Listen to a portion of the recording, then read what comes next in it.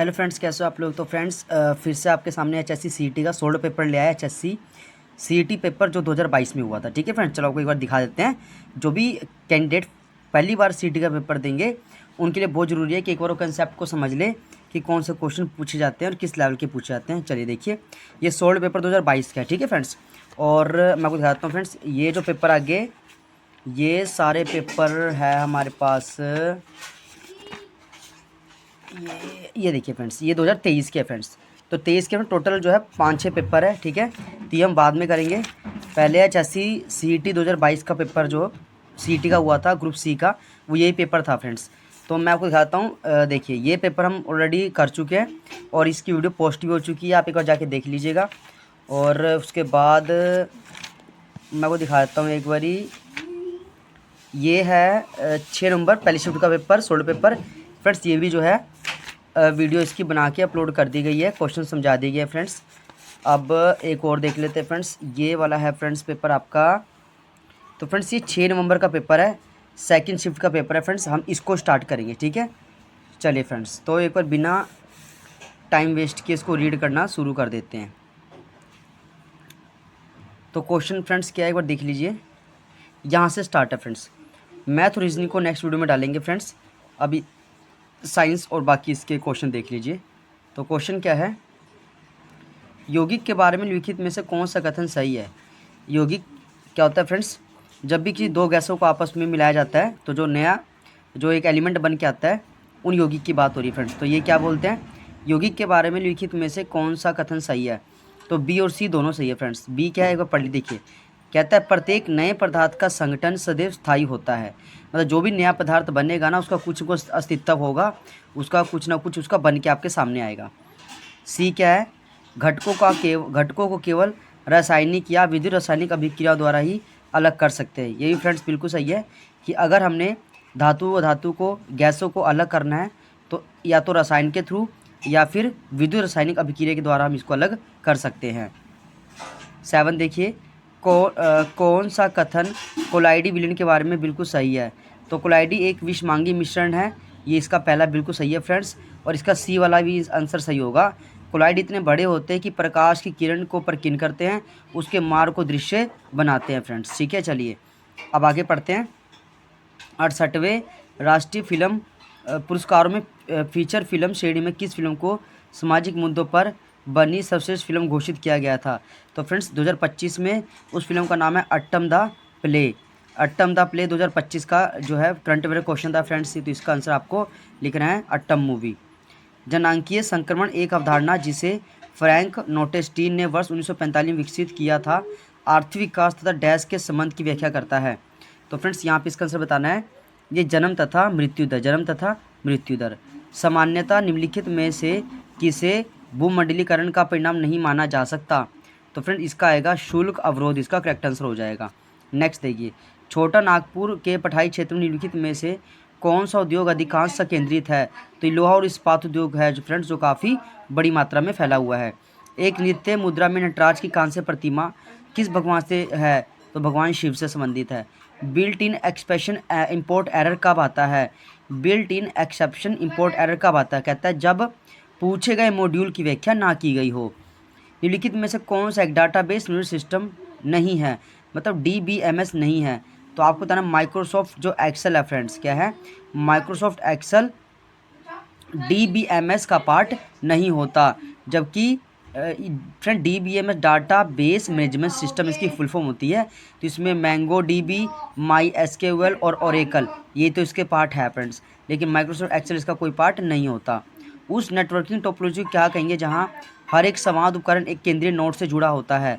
तो फ्रेंड ये क्वेश्चन बहुत इंपॉर्टेंट है, कंप्यूटर का है फ्रेंड्स, आता रहता है। एक बार इसको आप थोड़ा पढ़ लीजिए फ्रेंड्स। उस नेटवर्किंग टोपोलॉजी को क्या कहेंगे जहां हर एक संवाद उपकरण एक केंद्रीय नोड से बना था, उसको बोलेंगे स्टार टोपोलॉजी। तो स्टार टोपोलॉजी में क्या होता है कि हर एक कम्युनिकेशन जो है एक सेंटर में कंप्यूटर रखा होता है, उससे जुड़ा होता है फ्रेंड्स। निम्नलिखित में से कौन सा एक सेकेंडरी मेमोरी का उदाहरण नहीं है। तो देखिए फ्रेंड्स, यहाँ पे रीड ओनली मेमोरी, ठीक है ना। यानी बस यहाँ पे फिर रोम और रैम ये प्राइमरी मेमोरी होती है और मेन मेमोरी होती है, जो कि मेमोरी कार्ड सेकेंडरी है, हार्ड डिस्क सेकेंडरी है, पेन ड्राइव सेकेंडरी है, CD रोम सेकेंडरी है, फ्लॉपी डिस्क सेकेंडरी है।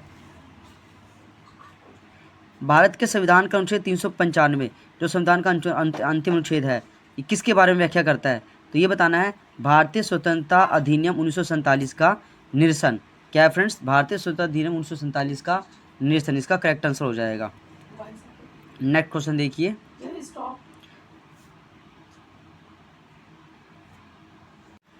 तो फ्रेंड्स यहाँ देखिए, भारत के संविधान का अनुच्छेद 395 जो संविधान का अंतिम अनुच्छेद भी है, किसके बारे में व्याख्या करता है? फर्स्ट फ्रेंड्स इसका आंसर आएगा भारतीय स्वतंत्रता अधिनियम 1947 का निरसन। नेक्स्ट क्वेश्चन देख लीजिए। नियति के साथ साक्षात्कार भारत की आज़ादी का एक प्रसिद्ध भाषण है जिसे भारत की संविधान सभा के निम्नलिखित में से किस सदस्य ने दिया था? तो ये दिया JL नेहरू, मतलब पंडित जवाहरलाल नेहरू ने बोलता नियति के साथ साक्षात्कार। कठोर सतह जैसे पत्थर अथवा धातु पर उत्कीर्ण लिखाई के अध्ययन को क्या बोलते हैं? तो इसको बोलते हैं फ्रेंड्स पूरा लेख शास्त्र। पूरा लेख शास्त्र, पूरा का मतलब पाषाण यानी पत्थर, उनके ऊपर लिखावट यानी पूरा लेख शास्त्र का करेक्ट आंसर हो जाएगा। मतदाता जंक्शन क्या है? तो मतदाता को जागरूक करने के लिए भारत निर्वाचन आयोग द्वारा बनाया गया रेडियो श्रृंखला। निम्नलिखित में से कौन सा शब्द आनी प्रत्यय से निर्मित है? तो आनी का जो प्रत्यय होगा फिर होगा शिवानी, इसका करेक्ट आंसर हो जाएगा। चलिए नेक्स्ट देखिए, फिर थोड़ा हिंदी को भी देख लीजिए। कहता है विराम चिन्ह की दृष्टि से निम्नलिखित वाक्यों में से अशुद्ध वाक्य बताइए। पहले बोलता फ्रेंड्स देखिए, उसने बताया कि कोमा इन्वर्टेड कोमा यहाँ पे आना चाहिए था, यहाँ पे नहीं लगा रखा, तो ये पहला ही गलत है फ्रेंड्स। उसने बताया कि वह सुबह सुबह घर छोड़ देंगे। फ्रेंड्स यहाँ पे भाई शब्द में तो बिल्कुल सही लिखावट है, कोई गलती नहीं, लेकिन यहाँ पे गलती किसकी? विराम चिन्ह की गलती है। अरे अरे सांप विसम्मित बोधक बिल्कुल यहाँ पे सही है। काश विसम्मित बोगत इस मेहमान को नज़दीक से देखा जा सकता था, पूर्ण विराम, ये भी बिल्कुल सही है फ्रेंड्स। हम सब जानते हैं कि वह बुद्धिमान भी और कुशल भी है, पूर्ण विराम, ये भी बिल्कुल सही है। तो फ्रेंड्स यहाँ पे जो ए है वो गलत है, क्योंकि यहाँ पे विराम चिन्ह का प्रयोग सही से नहीं किया गया। चलिए फ्रेंड्स नेक्स्ट क्वेश्चन भी देख लीजिए। कैंधो ऋतुराज काज अवनी उसांस लेत, कींधो यह ग्रीष्म की भीषण लुहार, उपयुक्त काव्यांश किस अलंकार का उदाहरण है? तो फ्रेंड्स ये आपके पास आएगा संध्या अलंकार। क्या है फ्रेंड्स? संध्या अलंकार। कैंधो ऋतुराज काज अवनी उसांस लेत, कींधो या ग्रीष्म की भीषण लुहार, ये अलंकार कौन सा है? संध्या अलंकार है फ्रेंड्स। किस शब्द में उपसर्ग का प्रयोग हुआ है? तो सदाचार में फ्रेंड्स उपसर्ग का प्रयोग किया गया है। आग के लिए उपयुक्त प्राची शब्द नहीं होगा, अग्नि अनल पावक होता है, अनिल फ्रेंड्स नहीं होता। उद्याचल शब्द के लिए सर्वाधिक उपयुक्त वाक्यांश क्या है? सूर्य जिस पर्वत के पीछे से निकलता है उसे बोलते हैं उद्याचल। पुरुषोत्तम समास का विग्रह बताना है, पुरुषों में उत्तम, तो यह अधिकरण समास। वर्तन की दृष्टि से अशुद्ध शब्द का चयन कीजिए। तो फ्रेंड्स यहाँ पे देखिए, दैहिक में बड़े की मात्रा आएगी, दैहिक ऐसे लिखा जाता है, यहाँ पे एक लगा रखा है, तो यहाँ पर ये गलत हो जाएगा फ्रेंड्स। निम्नलिखित शब्द में से कौन सा शब्द क्रिया का प्रेरणार्थक रूप है? तो यहाँ पे देखिए बिठाना। क्या है फ्रेंड्स? बिठाना जो है ये क्या एक प्रेरणार्थक रूप को दर्शाता है। किस लोकोक्ति का भावार्थ सुसंगत नहीं है? काला अक्षर भैंस बराबर, तो ये होगा सुसंगत नहीं है, तो ये तो सही है फ्रेंड्स। बहती गंगा में हाथ धोना, अवसर गला उठाना, ये गलत हो गया, यही इसका आंसर है। मन चंगा तो कटौती में गंगा, यदि मन शुद्ध है घर पे तीर्थस्थल है, सही है।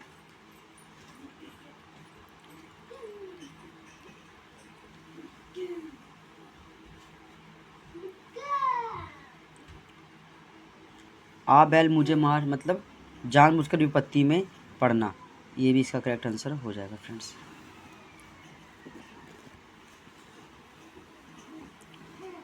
संयुक्त वाक्य के समानाधिकरण उपवाक्यों में इनमें से किस प्रकार का संबंध नहीं है? तो विधेयवाचक। क्या फ्रेंड्स? विधेयवाचक। क्वेश्चन क्या है? संयुक्त वाक्य के समानाधिकरण उपवाक्यों में इनमें से किस प्रकार का संबंध नहीं है? तो विधेयवाचक इसका करेक्ट आंसर हो जाएगा फ्रेंड्स। निम्नलिखित में से कौन सा विकल्प तद्भव शब्द का उदाहरण नहीं है? तो यहाँ पे आएगा भक्त। निम्नलिखित में से कौन सा विकल्प तद्भव का उदाहरण नहीं है? तो जो भक्त है फ्रेंड्स ये तत्सम है, जबकि बरस, बरखा, भोरा, ये सारे शब्द आपके तद्भव है फ्रेंड्स।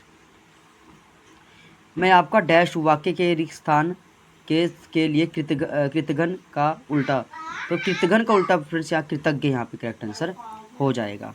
अच्छा आगे देखिए फ्रेंड्स, यहाँ पे क्या है भाई, क्वेश्चन कहता है निम्नलिखित वाक्यों के किस विकल्प में कारक चिन्ह का अच्छे से प्रयोग किया गया है? तो तितली फूलों में रस पी रही है, तो फ्रेंड्स गलत है। देखिए तितली फूलों से रस पी रही है, ऐसा होना चाहिए था ना, यहाँ पे गलत हो गया। खेतों में हल चल रहे हैं, खेतों में हल चला रहे हैं, ये हो सकता है। किस डाली में आम लटके हैं, कौन सी डाली में आम लटक रहे हैं, लटके हुए हैं, है ना, यही होगा फ्रेंड्स इसका। बाढ़ के जल से पूरा घर डूब गया, फ्रेंड्स ये इसका सही प्रोनाउंसिएशन है। बाढ़ के जल से पूरा घर डूब गया, तो इसके अंदर विभक्ति का इस्तेमाल बहुत अच्छे से किया गया है। कौन सा संधि का प्रकार नहीं है, तो फ्रेंड देखिए आयादी संधि, यण संधि, दीर्घ संधि होती है, लेकिन फ्रेंड समृद्धि संधि नहीं होती। हेलो फ्रेंड्स, कैसे हो आप लोग। तो फ्रेंड्स आपके सामने बहुत इंपॉर्टेंट क्वेश्चन फ्रेंड्स ले आए हैं कंप्यूटर के। हरियाणा स्टाफ सिलेक्शन कमीशन, जो भी न्यू कैंडिडेट HSC की तैयारी, CET की तैयारी कर रहे हैं फ्रेंड्स, वो एक बारी इन क्वेश्चन को जरूर पढ़ लें, क्योंकि फ्रेंड्स जो भी क्वेश्चन आपको कराए जा रहे हैं सारे के सारे प्रीवियस पेपर में आए हुए क्वेश्चन है फ्रेंड्स।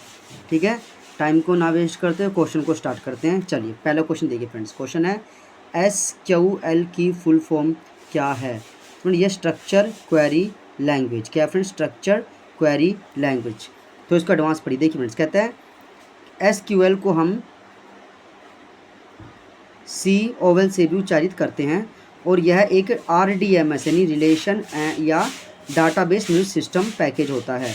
RDMS की फुल फॉर्म क्या है friends, relation database management system package है, जिसमें हम कर्मचारियों का, छात्रों का रिकॉर्ड रखने के लिए प्रयोग करते हैं। अच्छा फ्रेंड, इनमें से कौन सा DBMS पैकेज है, तो उपरोक्त सभी, मतलब friends MySQL, Oracle, MS Access, ये सारे क्या हैं फ्रेंड्स, ये सारे के सारे DBMS पैकेज है। DBMS पैकेज अभी हमने बताया, DBMS पैकेज फ्रेंड्स जैसे होता है ना RDMS, वैसे फ्रेंड्स आपके पास होता है DBMS। ठीक है फ्रेंड्स, इसका होगा data base management system package. इसमें MySQL, Oracle, MS Access, ये सारे इसके अंदर कवर होते हैं फ्रेंड्स। नेक्स्ट देखिए, निम्न में से कौन कौन सी SQL लैंग्वेज होती है। तो देखिए फ्रेंड्स DDML, DML और DCL, सारी की सारी फ्रेंड्स उपरोक्त सभी क्या क्या DDL, DML और DCL SQL लैंग्वेज होती है। अगला फ्रेंड्स, DDL कमांड्स का मुख्य क्या होता है। DDL कमांड्स का मुख्य काम क्या होता है, तो फ्रेंड्स होता है टेबल के स्ट्रक्चर से संबंधित होता है। DDL फ्रेंड्स कमांड का मुख्य काम क्या होता है, टेबल के स्ट्रक्चर से संबंधित होता है।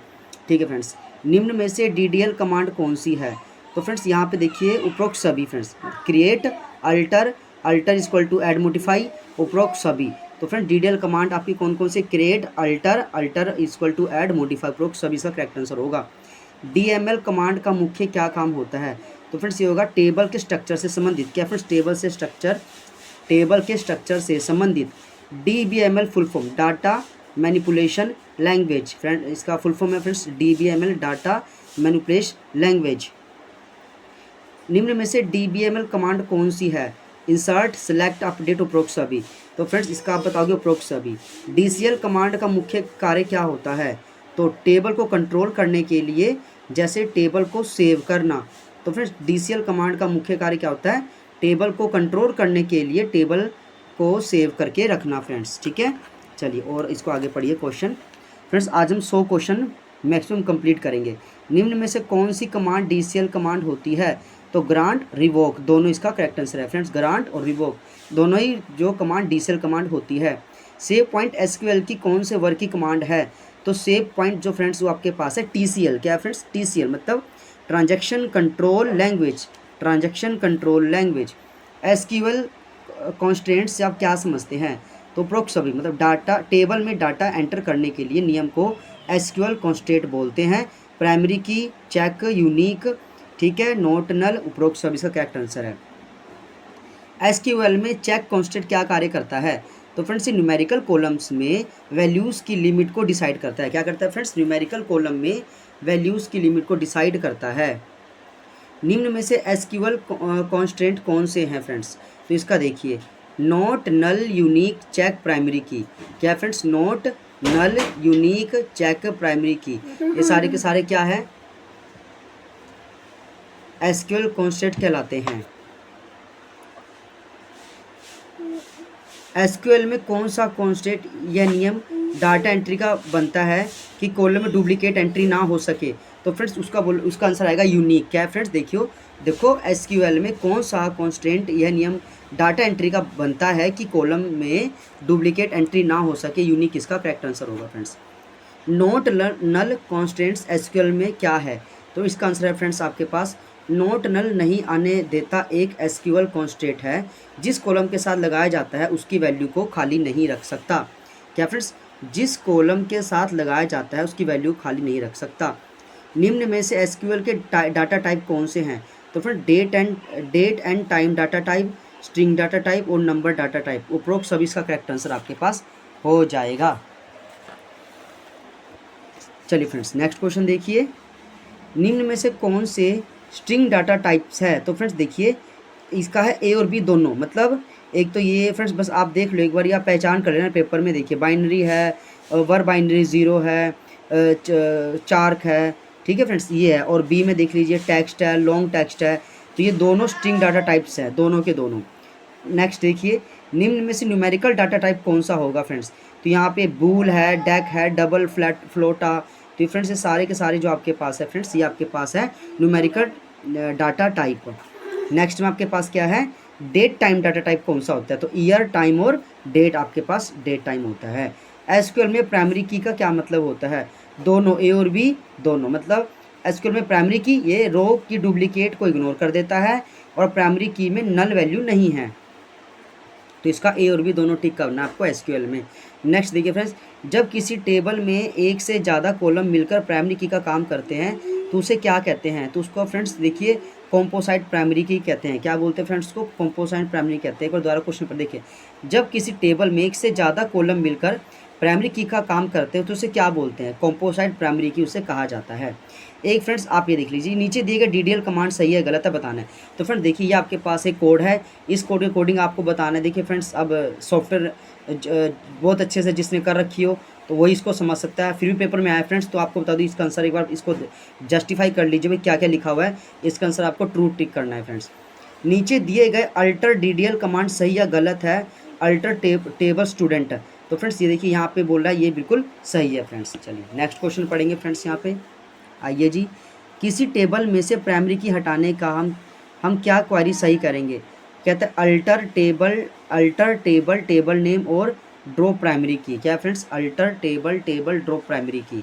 किसी टेबल में से प्राइमरी की हटाने के लिए क्या हम क्वेरी करेंगे, तो अल्टर टेबल और नेम ड्रॉप प्राइमरी की।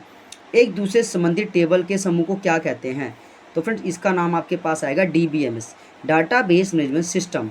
ठीक है फ्रेंड्स, तो थोड़ा सा इसको आप थोड़ा सा फ्रेंड्स एक बार आप पढ़ ली। देखिए बिट से बड़ा बाइट, बाइट से बड़ा फील्ड, फील्ड से बड़ा रिकॉर्ड, रिकॉर्ड से बड़ा टेबल, टेबल से डाटाबेस, डाटाबेस किस में, सॉफ्टवेयर में। तो ठीक है फ्रेंड्स, ये एक आप इसको थोड़ा याद कर लीजिएगा, ये आपका बहुत इंपॉर्टेंट एक यहाँ पे स्ट्रैटेजी बना रखी है। बिट से बड़ा बाइट, बाइट से बड़ा फील्ड, फील्ड से बड़ा रिकॉर्ड, रिकॉर्ड से बड़ा टेबल, टेबल से डाटाबेस, और डाटाबेस फ्रेंड्स क्या एक सॉफ्टवेयर पैकेज होता है।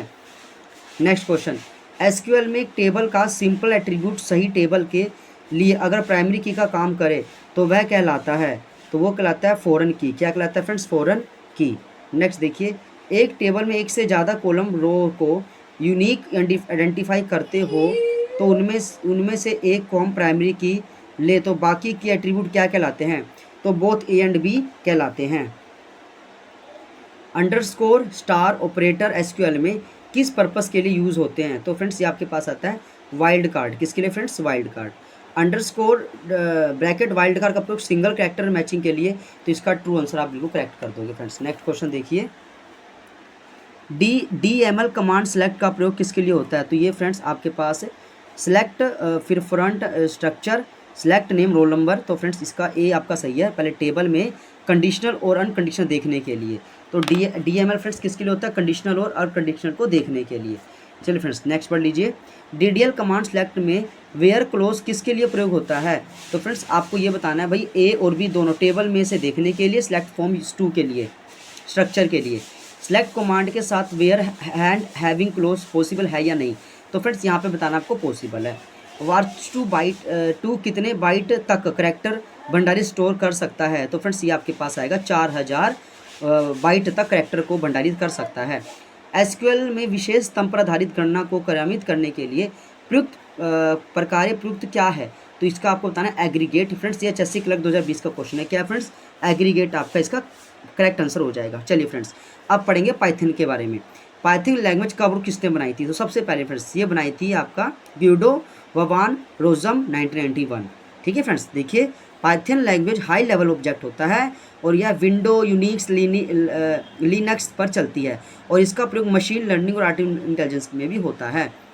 पाइथन लैंग्वेज का प्रयोग किन किन क्षेत्रों में होता है? तो फ्रेंड्स उपरोक्त सभी इसका कलेक्ट देखिए। पाइथन लैंग्वेज का प्रयोग गेम्स बनाने, software, website development, operating system, graphic design, application बनाने में होता है। पाइथन लैंग्वेज की लाइब्रेरी सपोर्ट करती है, किसको करती है फ्रेंड्स? तो ये बोथ ए एंड बी दोनों को करती है।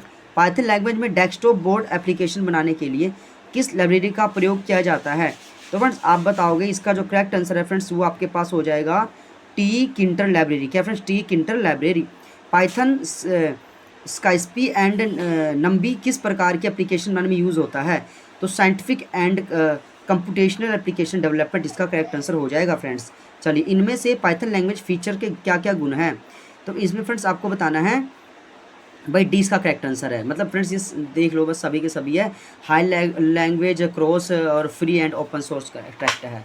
अच्छा, पी 8 क्या है? तो ये ए एंड बी दोनों पाइथन लैंग्वेज की कोडिंग के लिए और भारी वर्षा निक के लिए। बाकी फ्रेंड्स देखिए क्वेश्चन एक बार फ्रेंड्स इसको आप देख लो फ्रेंड्स, ठीक है। ये फ्रेंड्स जो है ग्रुप सी का ही है सारा का सारा। आप ये नहीं कह सकते कि नहीं आता, ये ऐसे क्वेश्चन पूछे गए हैं फ्रेंड्स, तो इसलिए आपको ये करने ही पड़ेंगे। इनमें से कौन सा स्ट्रिंग लिटरल है? तो फ्रेंड्स आप एक बार देख लीजिए भाई क्या कोड लगा रखा है 1 2 3, इसका आप एक बार सिंबल याद रख लीजिए। इनमें से कौन सा कॉम्प्लेक्स लिटरल का उदाहरण है? तो फ्रेंड्स इसका देख लीजिए 1.41 के जो है इसका करेक्ट आंसर हो जाएगा। इनमें से कौन सा बुलीम लिटरल का उदाहरण है? इस ग्रेटर। अब फ्रेंड्स इसका ए ऑप्शन यहाँ पे करेक्ट आंसर हो जाता है फ्रेंड्स। चलिए नेक्स्ट क्वेश्चन को पढ़ते हैं फ्रेंड्स। कंप्यूटर लैंग्वेज में फंक्शन का भाई क्या मतलब होता है? तो देखो फ्रेंड्स, फंक्शन क्या, बोथ ए एंड बी दोनों। एक तो निर्देश का समूह जो एक विशेष कार्य करने में सक्षम है और किसी एक विशेष नाम से जो संबंधित होता है। बी क्या है? एक बड़ी समस्या को छोटे टुकड़े बनाकर समाधान करने के लिए प्रयोग होता है। इनमें से कौन सा फंक्शन के प्रकार हैं? तो देखिए यहाँ पे बोथ ए एंड बी, मतलब प्री डिफाइंड फंक्शन और यूज़र डिफाइंड फंक्शन दोनों। क्या friends? Pre defined, user defined दोनों इसका करेक्ट आंसर हो जाएगा। बाकी फ्रेंड डी देखिए, बोथ बी एंड सी इसका करेक्ट आंसर है। पाइथन लैंग्वेज में पैरामीटर पासिंग में कितने मेथड होते हैं? तो ये बोथ ए एंड बी इसका करेक्ट आंसर है। पाइथन लैंग्वेज में बाय डिफ़ॉल्ट आर्गूमेंट पासिंग किसके द्वारा होता है? तो ये call by reference, call by reference. First method of A class in Python जो कि कंस्ट्रक्टर भी कहलाता है। तो फ्रेंड्स देख लीजिए भाई इसका क्या कोड लगा रखा है। पाइथन लैंग्वेज में क्या पॉसिबल नहीं है? तो बोथ ए एंड बी, मतलब क्या क्या? एक तो फ्रेंड्स यहाँ पे कंस्ट्रक्शन ओवरलोडिंग, मेथड ओवरलोडिंग, ये दोनों यहाँ पे इंपॉर्टेंट नहीं है फ्रेंड्स। चलिए फ्रेंड्स नेक्स्ट क्वेश्चन करेंगे बिना टाइम वेस्ट किए। रिमूव फंक्शन का यूज़ किसके लिए होता है? तो फ्रेंड्स यहाँ पे देखिए लिस्ट में से स्पेसिफाई ऑब्जेक्ट को हटाने के लिए। ठीक है फ्रेंड्स, नेक्स्ट क्वेश्चन देखिए। डिलीट और पॉप का प्रयोग पाइथन लैंग्वेज के किसके लिए होता है? तो लिस्ट में स्पेसिफाई ऑब्जेक्ट को हटाने के लिए, लिस्ट में स्पेसिफाई ऑब्जेक्ट को हटाने के लिए। स्ट्रिंग फंक्शन में अपर केयर को लोअर केस में बदलने, लोअर केस को अपर केस में बदलना है तो क्या करेंगे? तो स्वैप केस, और आपके पास ये आपके जो भी फ्रेंड्स आप देखिए जो ब्रैकेट्स लगा रखी है आपको लगाना पड़ेगा। पाइथन लैंग्वेज में वाइट स्पेस हटाने के लिए किस प्री डिफाइंड फंक्शन का प्रयोग किया जाता है? तो स्ट्रिप यानी str, ये आप इसको देख लीजिए। ठीक है, चलिए पाइथन लैंग्वेज में जॉइन प्रयोग किसके लिए होता है? तो फिर ये होता है कनकैटेनेशन ऑफ स्ट्रिंग, इसका करेक्ट आंसर हो जाएगा फ्रेंड्स। पाइथन लैंग्वेज में टाइप फंक्शन का क्या प्रयोग होता है? तो फ्रेंड्स ये होता है उपरोक्त सभी। ये वैल्यू को एक क्रम में स्टोर कर सकता है, यह एक इनबिल्ट डाटा कलेक्शन टाइप होता है, मतलब उपरोक्त सभी इसका करेक्ट आंसर बिल्कुल हो जाता है फ्रेंड्स। इनमें से पाइथन लैंग्वेज और फाइल प्रोसेसिंग के लिए कौन सा मोड का प्रयोग करना चाहिए? तो उपरोक्त सभी, read only, right only, read write, ये सारा इसका करेक्ट आंसर हो जाएगा फ्रेंड्स।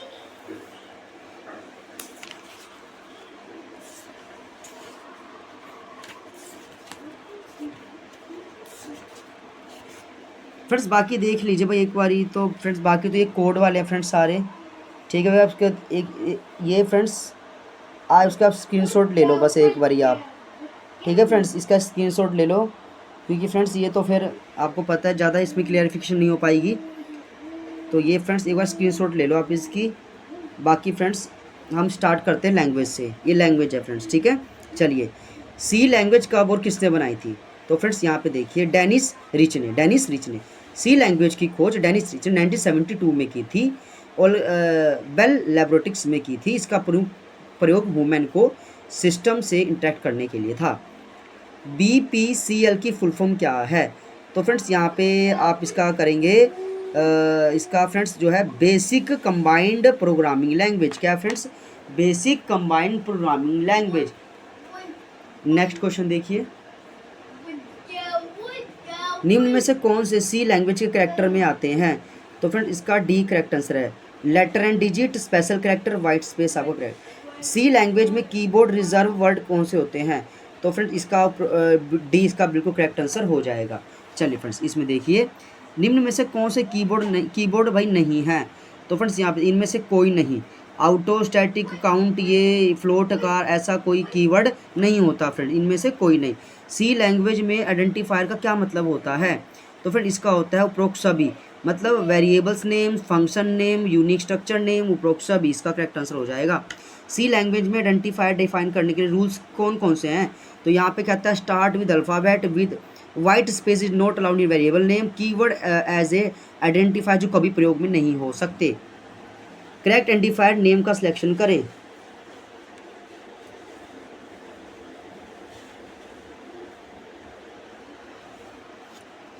तो फ्रेंड्स ये देखिए, इसका बी और सी दोनों हैं, मतलब डी इसका करेक्ट आंसर हो जाएगा। गेच की फुल फॉर्म क्या होगी? तो फ्रेंड्स क्या, तो गेट करेक्टर आपका करेक्ट आंसर है। सी लैंग्वेज में गो टू स्टेटमेंट का प्रयोग बताइए। तो गो टू स्टेटमेंट को हम जंप स्टेटमेंट भी कहते हैं। क्या बोलते हैं फ्रेंड्स? जंप स्टेटमेंट भी कहते हैं। सी लैंग्वेज में कंटिन्यू स्टेटमेंट का प्रयोग होता है, मतलब लूप को डायरेक्टली वन स्टेप इंक्रीमेंट करने के लिए। चलिए फ्रेंड्स, और देखते हैं क्वेश्चन को। सी लैंग्वेज में ब्रेक स्टेटमेंट का प्रयोग होता है। तो फ्रेंड्स ब्रेक स्टेटमेंट का प्रयोग ब्लॉक को तोड़ने के लिए और उसको बाहर निकालने के लिए। अच्छा, बी क्या है फ्रेंड्स? और सी लैंग्वेज ब्रेक एक होता है कोड ब्लॉक से कंट्रोल को आउट करने के लिए। सी लैंग्वेज में कौन कौन सी कंट्रोल स्टेटमेंट होती है? तो फ्रेंड्स इसका आएगा उपरोक्त सभी, गोटो, कंटिन्यू, ब्रेक, उपरोक्त सभी इसका सही आंसर है। सी लैंग्वेज में कौन कौन से कंट्रोल सॉफ्टवेयर स्ट्रक्चर होते हैं? तो इसमें होगा स्क्वेंटियल, सिलेक्शन, लूपिंग, उपरोक्त सभी इसका करेक्ट आंसर होगा। बाकी फ्रेंड्स देख लीजिए, आपके सामने ये कोड लगा रखा है फ्रेंड्स, इसको आप पढ़ लेना, पढ़ सकते हो भाई, पढ़ लेना। अच्छा, ये तो फ्रेंड्स क्वेश्चन, हाँ ये भी क्वेश्चन है। प्रिंट इनपुट आउटपुट स्टेटमेंट का प्रयोग सी लैंग्वेज में किस लिए होता है? तो फ्रेंड इसका आप बताओगे भाई, आउटपुट स्क्रीन पर मैसेज या वैल्यूज प्रिंट करने के लिए। चलिए फ्रेंड्स, नेक्स्ट क्वेश्चन करेंगे आज। तो फ्रेंड्स एक बार आप इसका ना स्क्रीनशॉट ले लो भाई, क्योंकि फ्रेंड्स देखो ये तो कराया जा सकता है। स्कैन इनपुट आउटपुट स्टेटमेंट का प्रयोग सी लैंग्वेज में क्या होता है? तो फ्रेंड ये होता है आउटपुट स्क्रीन पर यूज़र से इनपुट लेने के लिए, आउटपुट स्क्रीन पर यूज़र से इनपुट लेने के लिए। बाकी तो फ्रेंड्स आप देख ही लो भाई, कोड वर्ड लगा रखे है पूरा, बाकी इसकी आप पहचान कर लेना और याद ही कर सकते, याद कर लेना फ्रेंड्स। एक CLRSCR की फुल फॉर्म क्या है? तो ये क्लियर स्क्रीन। क्या friends? Clear screen. C language में कॉन्स्टेंट से आप क्या समझते हो? प्रोप सभी इसका करेक्ट आंसर हो जाएगा फ्रेंड्स।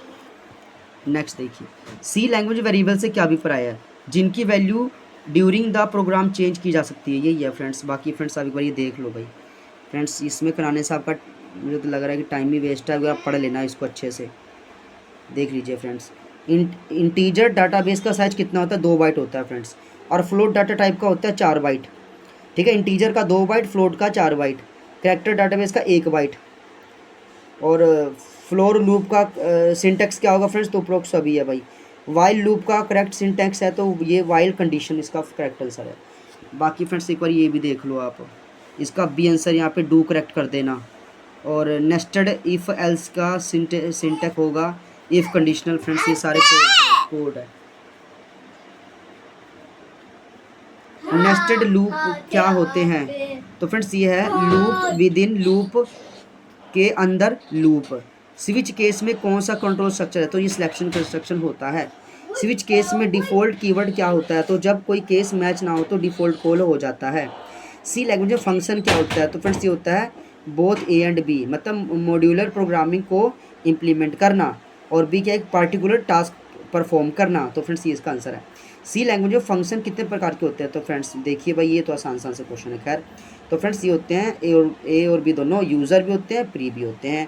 कॉल बाय वैल्यू और कॉल बाय रेफरेंस में क्या डिफरेंस है? तो फ्रेंड्स देखिए भाई, इसका तो ऑप्शन ए ही लग रहा है फ्रेंड्स, बाकी इसमें ऑप्शन ए ही है फ्रेंड्स, तो यही आप कर लेना भाई, ठीक है। वाइल और डू वाइल में क्या डिफरेंस है? तो फ्रेंड्स देखिए, ए और बी दोनों करेक्ट आंसर है। रिटर्न टाइप फंक्शन में सिंटैक्स क्या है भाई? तो ए और सी दोनों, ए और सी दोनों। लोकल और ग्लोबल वेरिएबल में क्या डिफरेंस है? तो ये लोकल से डिक्लेयर के लिए ब्लॉक में ही काम करते हैं, ग्लोबल वेरिएबल पूरे प्रोग्राम में काम करता है। तो फ्रेंड्स एक बार आप ये देख लीजिए। सी लैंग्वेज में कौन कौन सी स्टोरेज क्लास है? प्रोक्स सभी है फ्रेंड्स, ऑटो स्टैटिक है, एक्सटर्नल रजिस्टर, प्रोक्स सभी है। होमोजीनियस डाटा एलिमेंट्स की कलेक्शन को क्या बोलोगे? तो इसको बोलेंगे अराई।